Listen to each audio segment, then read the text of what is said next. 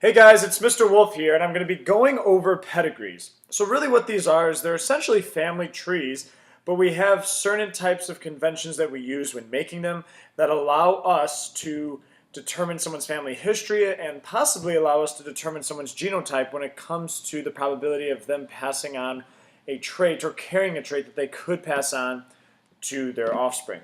So what I want you guys to do first is to complete this page right here along with these questions on the next page where we get all the way up to number 10, and I actually want you guys to try to draw this problem here.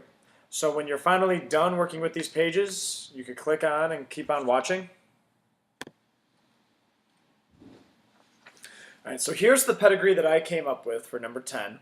And it says that there's a girl with a recessive genetic disease. So, ooh, by the way, I should probably make a key anytime I have this. So I'm going to have big A, little a, and it looks like the disease, it's not being specific on which one, is going to be recessive, and so like a normal condition we would say is going to be dominant. So here's our key right here. And it says that she has this disease. So whenever you have, like, you're affected by something, and by the way, it doesn't have to be a disease. We could just be talking about eye color, right? Like you're affected with brown or blue eyes. Whatever we're talking about, you shade that person in if they have that phenotype of interest. In this case, it's the phenotype of interest is the disease. So the girl, and oh, by the way, we make it a circle because she's a girl. We shade her in. She has two sisters, so I made two other circles right here, and she also has a brother, so a square that is affected by the disease. And then her parents are shown right here, and we have the mother that is also affected by the disease, so she's shaded in. So a couple extra things that I'm going to add to this pedigree that isn't directly asked for number 10, but it's important to go over, so this is, you could kind of think of this as like your notes to go back to, is labeling the generations. So I'm going to start with the parent generation, and this is going to be generation 1, which would make the children generation 2. And if I were to keep on going on, this would be like generation 3 down here, and so on and so forth. Now, we could also label it in a different way. So sometimes biologists will just say, especially if you are like a breeder or you're doing something with plants, you're going to say, okay, this first generation is going to be my parent generation, and then my first offspring I'm going to label as F1. And then if this were to continue, right, if these brothers and sisters were going to get married and have kids, it would go on to F2, and so on and so forth. Right. So we have a family tree right here, but how is this useful when it comes to inheritance? Well, let's say that this sister right here ends up getting married to a guy, and they want to have kids, and let's say the guy is also affected by the disease, and this couple is maybe concerned or just curious, what's the probability that these two individuals are going to create an offspring that has the disease or an offspring that doesn't have the disease? And normally I just kind of give you guys those genotypes, right? Like big A, little a, and so on and so forth. But in this case, and what we normally have is just the phenotypes, what we observe. However, once we have this chart, it makes it much more easier to figure out our individual's genotypes. So let's go over an example. So in this case, if you have the disease, it's the recessive allele. So if you have it, if it's shaded in, the only genotype you could have would be little a, little a. So anytime I see a person with this shaded box with the disease, I'm going to make their genotype little a, little a. This also means that if you don't have the disease, you have the dominant allele, and all you need is just one. So for everyone, I'm just going to draw a big A, a dash, a big A, dash. Right? Because I'm not sure, at least yet, what this allele might be. Okay, so what I could do though is I could kind of look at the family history and say, can I figure out what this missing piece is?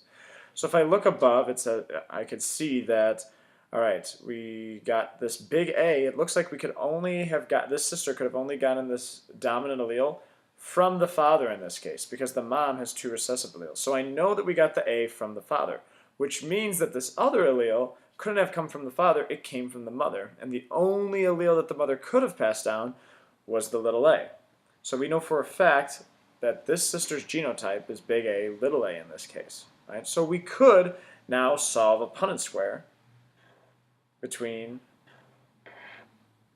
our new husband right here and the sister.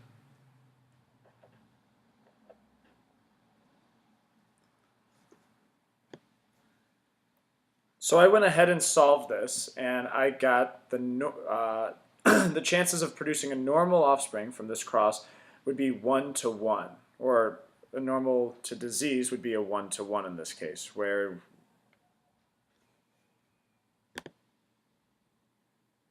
so I went ahead and did the cross, and what I found was that for the phenotype, the probability of having a normal phenotype versus having the disease is 1 to 1, which is essentially saying that like 1/2 or 50% chance of having a normal phenotype, a 1/2 or 50% chance of having the disease. We're just expressing it like a ratio right here.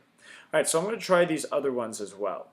And so for this sister, well, she got the big A again from the father, which means that she had to get her next allele from the mom, had to be a little a in this case. All right, now let's look at the father right here. All right, so we have a big A right here, and the problem is I just don't have enough information at this point in terms of what allele he has right here. Now, if I was able to get a family history of, let's say, his parents and everything, maybe I could figure out his genotype. And there are going to be times where you just simply don't know from the pedigree, but as we saw here, there are times where we're going to be able to figure out for certain what someone's genotype is. So with this in mind, I want you guys to go to this page of your packet with these practice problems, and you don't have to do all of them, but I do want you to try out the first one right here. So the same type of thinking that we were doing before, where let's say we have this autosomal recessive disorder, well, we automatically know that the shaded boxes or the shaded individuals are going to be homozygous recessive. So we're just going to draw little a for each one, and then big A, a dash for every other one. And I'll let you guys complete this, but use the same type of thinking that we did here for figuring out our genotypes as you do here. So you're going to figure out which ones absolutely we know are carriers, and then which ones could be carriers for this autosomal recessive disease. Right. Another practice that I want you guys to try, and you don't have to do the whole page, but just do this first one right here. Actually, you guys are going to do the second. I'm going to go over the first as an example. So here we have an example where is it possible for this pedigree to be autosomal dominant, and then select yes or no. So what I'm going to do here is it's kind of going to be like a guess and check. I'm going to say, okay, I'm going to assume that this trait is autosomal dominant, which means that this person would have to have a big A to have this phenotype right here. I don't know what allele he has, at least for right now, what this person has. And then this is a guy because of the square.